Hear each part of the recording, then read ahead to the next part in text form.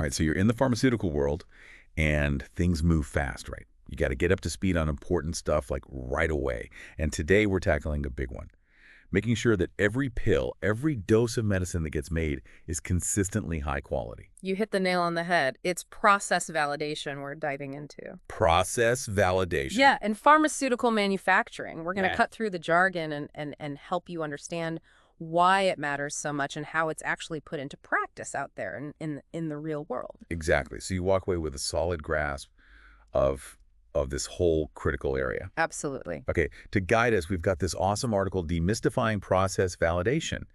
And what's cool is it's not just some theoretical thing. It's written for the people who are actually doing this work every day. Real world insights. Yes, so we're tapping into, the industry's best practices here. Exactly. And our mission in this deep dive is to extract those core principles, the step-by-step stages of how they do process validation in pharma. Right. We're going to make these ideas, crystal clear and really connect them to what you already know. Okay, so let's break it down. What exactly is process validation? It's a pretty formal term. It is formal. Yeah, and for a good reason. Yeah. The FDA defines it as the systematic collection and evaluation of data from the process design stage through commercial production. The whole point is to build scientific proof that the way you make a medicine, consistently churns out good quality stuff. Ah, so you're not just checking the pills at the end.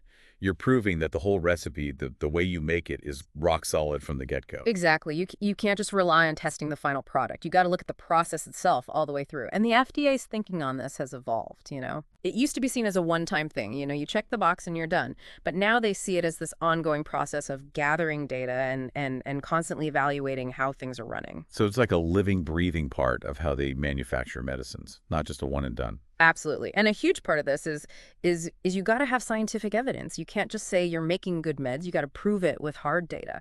That means doing well-designed studies, using smart sampling methods, and, crunching the numbers with statistics to really see what's going on. Okay, so data. You got to have the numbers to back it up. Precisely. It's all about demonstrating that your process is reliable.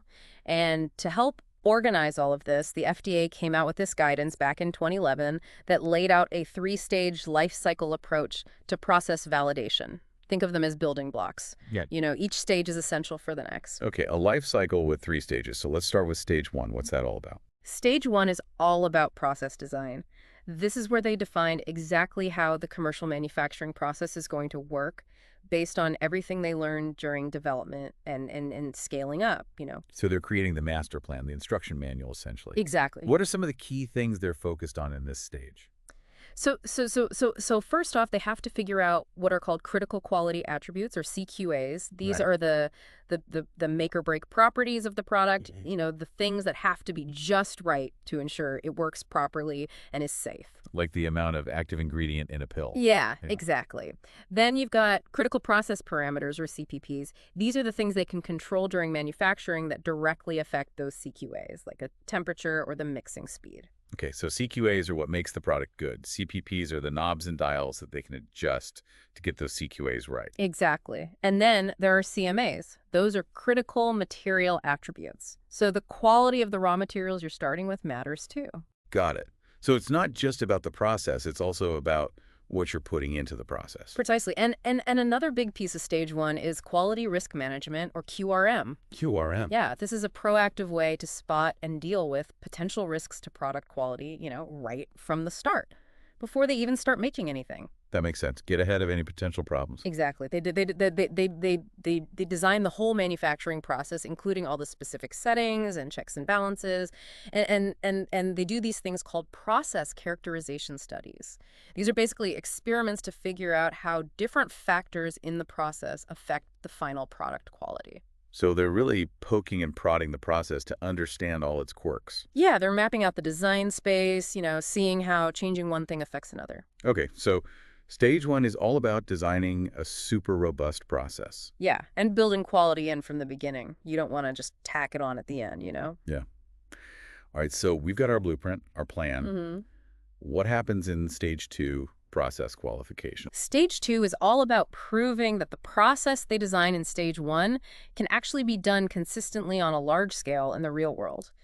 Can they take that blueprint and reliably churn out batches of product that meet all the specs? Like a test run under real-world conditions. Yeah, I got it. And what are the key parts of this stage? So first you got to make sure that the facility itself is up to snuff, that all the utilities like water, air systems, and equipment are qualified. This is where you hear about IQ, OQ, PQ, installation qualification, operational qualification, and performance qualification. Okay, a lot of cues there. Yeah, but it makes sense. IQ is like making sure you've got the right equipment and it's plugged in, right? OQ is verifying that each piece of equipment does what it's supposed to do. Like if it's a mixer, does it mix at the right speed? And PQ is proving that the whole system working together produces the desired output, under real conditions. So it's like checking each piece of the puzzle and then making sure they all fit together perfectly. Exactly. Okay, what's the second part of stage 2? So once you've got the facility and equipment sorted, the second key part is process performance qualification, or PPQ. This is where they run full-scale production batches using the qualified facility equipment, trained staff, the whole 9 yards. So this is the big dress rehearsal using the actual process and ingredients. Exactly. Now, I know they keep a close eye on things during PPQ. What does that look like? They take more samples, do more testing, and just really scrutinize every aspect of how the process is running compared to normal production. They're gathering a ton of data to prove that the process is reliable. And there's a formal plan for all this testing, right? Oh, yeah, absolutely. They have a written PPQ protocol that spells out everything, the manufacturing conditions, the controls, the tests. They're going to do what results they're expecting, the whole shebang. And after the PPQ runs, they put together a comprehensive report that documents everything and says, did we follow the plan? Did we get the results we expected? Okay. Stage 1, design the process. Stage 2, prove it works in the real world. Which brings us to stage 3, continued process verification. Stage 3 is all about making sure that the process stays in control during routine commercial manufacturing, after you've launched the product. It's about keeping that validated state going over the long haul. How does they do that? I mean, they're not running PPQ batches all the time. No. It's more about setting up a system to continuously track and assess how the process is performing using data. So they're constantly monitoring things, looking for any red flags. Exactly. This includes things like monitoring and sampling those critical process parameters and critical quality attributes we talked about. They're using statistical analysis to spot trends and understand the normal variations in the process. Makes sense. If the data shows the process is stable, maybe you don't need to test as often. But what kind of things would trigger a closer look? So problems can pop up in a few ways. You might get customer complaints, you might get test results that are out of spec, maybe there is a deviation from the standard procedures, or even if the amount of product you're getting changes unexpectedly, that can be a sign that something's off. So they're really looking at all angles. Yeah, and it's not just about the process itself. You got to make sure the facility, the utilities, the equipment are all still working properly, regular checks, maintenance calibration, all that good stuff. It sounds like if they cut corners in those first 2 stages, stage 3 could become a real nightmare. You're absolutely right. If there are weaknesses in the process design or the process qualification, it can make it way harder to keep things under control during continued process verification. You got to have that strong foundation. Okay, so we've covered the 3 stages. The article also highlights some things that are important across all of them. What are those big picture elements? Yeah, so there are a few overarching principles. Quality risk management, or QRM, is huge. Right. We touched on it in stage 1, but it's not just a one-time thing. It needs to be woven into the entire life cycle, from design all the way through to ongoing verification. So they're always thinking about potential risks and how to mitigate them. Exactly. Always be on the lookout. Then there's the Process Validation Master Plan, or PVMP. This is the big strategic document that outlines their whole approach to validation. What are we going to validate? Who's responsible? What's the timeline? It's the roadmap. Got it. The master plan. What else is on the list? Well, thorough process understanding is absolutely key. This comes from all the knowledge they gain during development and those characterization studies. You got to know your process inside and out to be able to control it effectively. You can't control what you don't understand. Yeah. Makes sense. Right. And then there's effective data management and statistical analysis. We've talked about data a lot, and that's because it's so crucial for proving that your process is doing what it's supposed to do. They have to be able to collect, manage, and analyze all that data in a meaningful way. So it's not just about collecting data, it's about making sense of it. Exactly.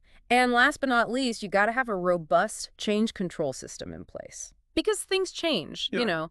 You might get a new supplier for a material. You might upgrade some equipment.